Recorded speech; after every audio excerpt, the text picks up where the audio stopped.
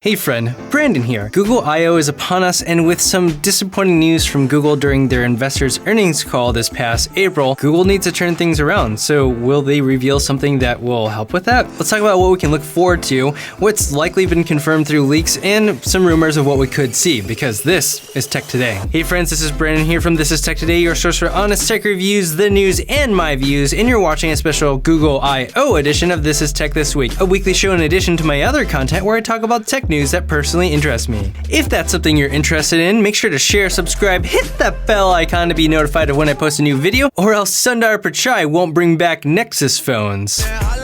Come on, you know it's not coming back, but shout out to those who have the Nexus 5, the Nexus 6, or the Nexus 6P. I know what's up. First, let's talk about Google's hardware efforts and what we're likely to see. If you've been watching the channel for the past week, you know I've had the opportunity to share some exclusive leaks for the Google Pixel 3a and the 3a XL. Instead of recapping everything about the Google Pixel phones, you can check out the videos in the link above or in the description. But here are some of the big highlights for the Pixel phones. Both will be budget or mid-tier devices with a stripped-down build and specs with all the main things still in place for the average consumer. It'll have a plastic build, but will still have a premium feel. It will have a G OLED display, which is not the industry-leading option from Samsung, but an LG OLED display. The headphone jack is back, but there's no wireless charging. There's 4GB of RAM and 64GB of storage for the base model, and it'll come in 3 colors, just white, just black, and purplish. So far, it's just about confirmed for Sprint, Verizon, and T-Mobile, but there's no word on AT&T yet. Overall, this wider carrier availability is a big deal and should definitely help Google sell more devices. Now for the screen and price, we have the Google Pixel 3a at a 5.6-inch screen. It's definitely a budget or mid-tier device, and the price that was shared with me from my source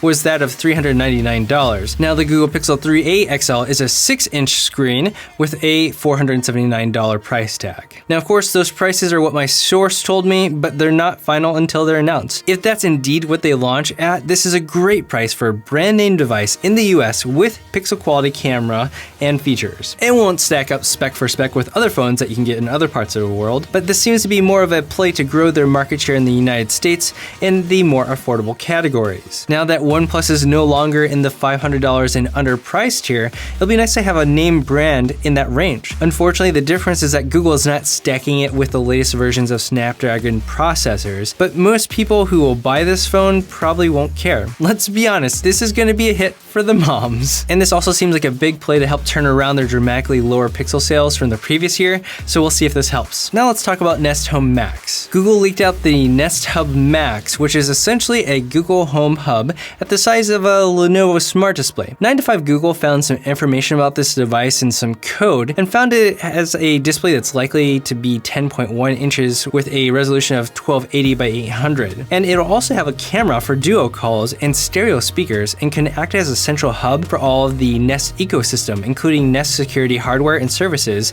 Nest Guard. Now, Nest has been having some problems growing and creating more and more products, so we'll see if this rebranding of these smart home displays can help people choose Nest over options from the Amazon-owned Ring or other smart home and security options. Let's talk about Android Automotive. Based on the schedule of events, Google will talk about Android Automotive, and that's not to be confused with Android Auto, which is what you use your phone for. Whether or not this will be a big rollout with multiple partners or just another quick look is unclear. What we will see is a demonstration of a more robust automotive interface like what you see in a Tesla, but in a Polestar 2 vehicle. I'm actually really interested in this. Now for my hardware hopes and dreams. I hope we see something about a new smartwatch from Google. We've heard some of the rumblings of a Pixel Watch for some time with nothing being released. In many ways, it will be hard to provide an offering that can be somewhat comparable to what you can get on an Apple Watch because of the lack of processor options and development outside of Apple's custom chips, which obviously cannot be used in a Pixel Watch. Qualcomm has essentially caused this segment of the market to stagnate and fail to improve, and that's a big bummer for those on Android. On the plus side, there has been a ton of development for other types of custom chips from Google, like Project Soli, which allows you to make adjustments with gestures. Google has been investing and working on custom chips for a few years, as well as acquiring a lot of talent to help these custom chip initiatives. So who knows what they have in store for us.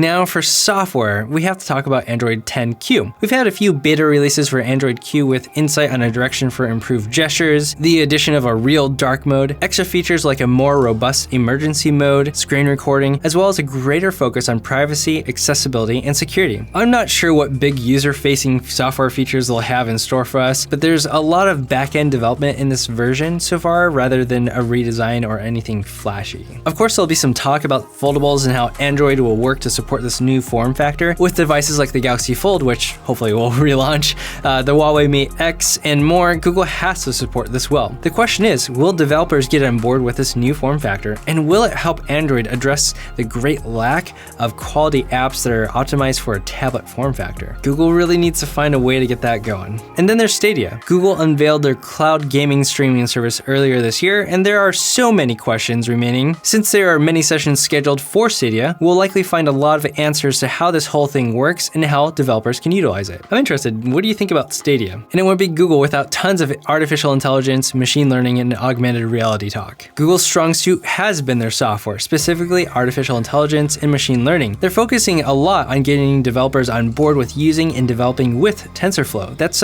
Google's platform for machine learning. On top of that, they're continuing to focus on augmented reality. We've mostly seen this manifest itself in Google Playground, but after the popularity of Pokemon Go, we haven't seen much widespread adoption and use of augmented reality within everyday people's lives. It'll be interesting to see what Google presents and envisions for the future of augmented reality that will give a compelling reason for developers to work on and for the average Joe to use. As for software hopes and dreams, we have to talk about the operating system that is so secret that it isn't so secret. Google's Fuchsia is rumored to be a kind of a replacement for Android somewhere down the line and has had a bunch of development publicly available on GitHub, which is a cloud-based platform where developers can store and develop code. What we do know is that Fuchsia is independent from Android and in a super early stage. Because it's so early in its development, it's likely to change a lot from what developments and designs we have seen so far. For now, it seems more like a side project that we shouldn't have much hope to see in the near future, so we can put that book on the shelf for now. Oh, what's that? Oh, it's this video sponsor, Bookmark.com.